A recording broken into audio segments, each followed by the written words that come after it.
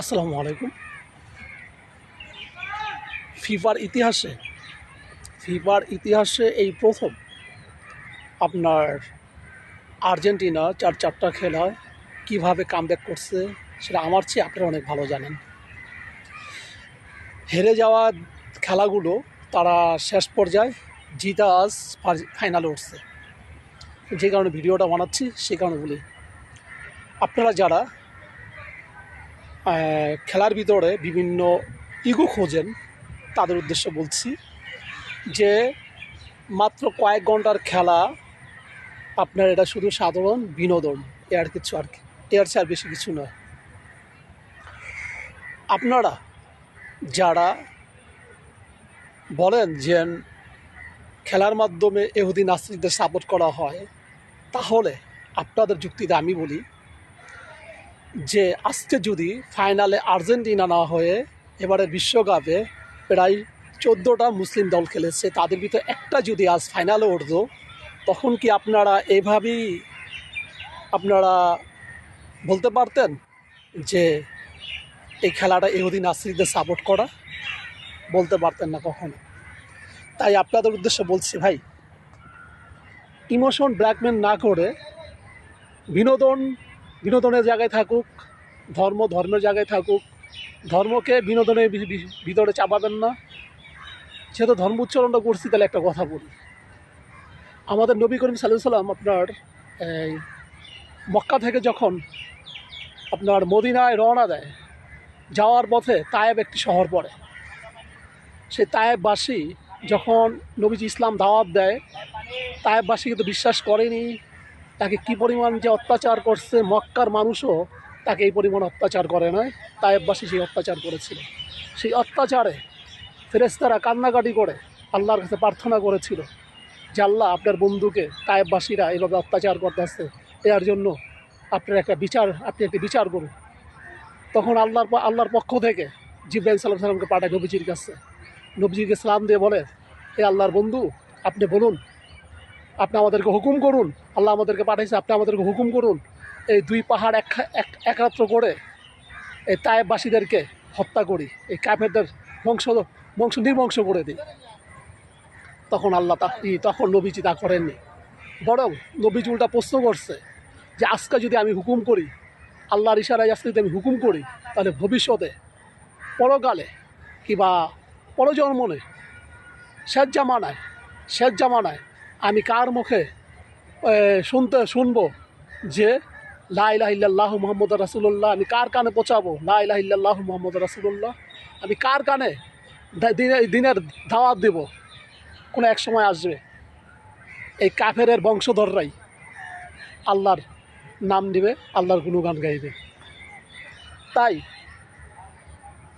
নবীজির যেহেতু এই বয়ান সত্য, আমার ধর্ম মুসলিম, আমি বিশ্বাস করি, আমি মনে প্রাণে বিশ্বাস করি যে নবীজির এই বয়ান সত্য, নবীজির এই কথা সত্য, নবীজির সব কিছু সত্য।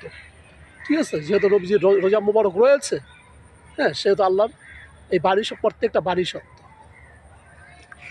আমি আর কিছু বলতে চাচ্ছি, শুধু বলতে চাচ্ছি, ভাই, আজকে আর্জেন্টিনা ফাইনালে উঠছে, আমি খুবই খুশি, আনন্দিত। তাই বলে এই নয় যে আমি ইহুদি নাস্তিকদের সাপোর্ট দিয়ে কথা বলছি। আমার জার্সিতে লেখা থাকে যে ফ্রি ফিলিস্তিন কেন লেখা থাকে জানেন? এটা আমার নীরব প্রতিবাদ। আমি তো আমার অত অর্থ সম্পদ নাই, আমি অতটা বুদ্ধিজীবী না, অতটা জ্ঞানী না, আমার বাবা কোটি টাকা নাই যে আমি 1-200-200-500 পোলাপান নিয়ে আমি এরকম একটা প্রতিবাদ করতে পারবো। আমার যতটুকু আমি সামর্থ্যের ভিতরেই আমি অতটুকু প্রতিবাদ করি, আমার নীরব প্রতিবাদ। আর্জেন্টিনার জার্সির ভিতরে গায়ে লেখা থাকে, আমার প্রত্যেকটা টি শার্টের ভিতরে লেখা আছে ফ্রি ফিলিস্তিন মানে স্বাধীন বাংলাদেশ, স্বাধীন ফিলিস্তিন। 1971 সালে, যে কথাটা আবার কিছু বলছিলাম যে স্বাধীন বাংলাদেশ, 1971 সালে আপনার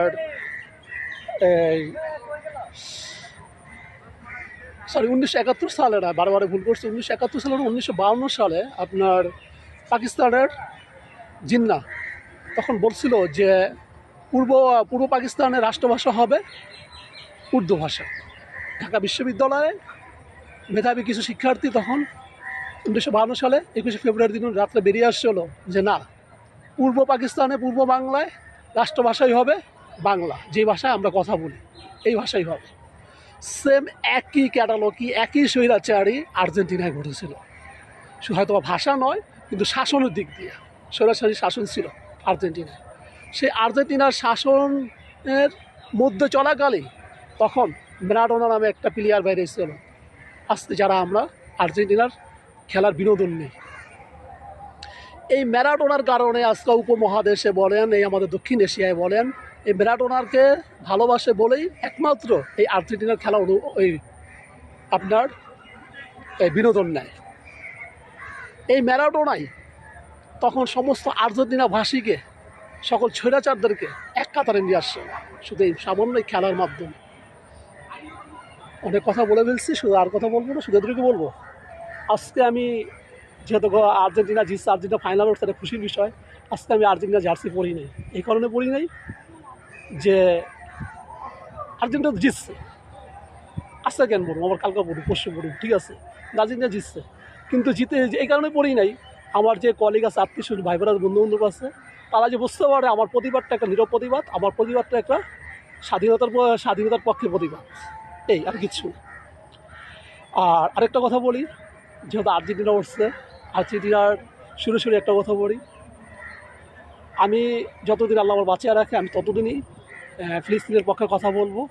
আজও বলতেছি, আর্জেন্টিনার এই জিতার মাধ্যমে, আর্জেন্টিনা ফাইনালে ওঠার কারণে আমি জোর গলায় বলতেছি, ফ্রি ফিলিস্তিন, ফ্রি ফিলিস্তিন, ফিলিস্তিন যেন স্বাধীন পায়, অসহায় শিশু নারীদেরকে যেন আর হত্যা করা না হয়। আপনারা যারা এই কথা বলতে ভয় পান, তাদের প্রতি অনুরোধ থাকবে আপনারাও আমার মতো এরকম নীরব প্রতিবাদ করেন। আসসালামু আলাইকুম, ভালো থাকবেন, আপনাদের স্বাস্থ্য প্রতি যত্ন নেবেন। স্বাস্থ্যই সকল মূল চাবিকাঠি, যদি স্বাস্থ্য ভালো না থাকে তাহলে আপনি কখনো ভালো থাকবেন না। আল্লাহ হাফেজ। আর্জেন্টিনা জিতছে, তার জন্য সবাইকে শুভকামনা জানাচ্ছি। তার জন্য আগাম এও জানাচ্ছি যে আর্জেন্টিনা 2022 সালের মতো আবার চ্যাম্পিয়ন হোক, আমরা যেন আবার জোর গলায় বলতে পারি আমরাই সবচেয়ে সেরা দল, আমরাই সবচেয়ে সেরা দলের বিনোদন নিই। আসসালামু আলাইকুম, ভালো থাকবেন, আল্লাহ হাফেজ।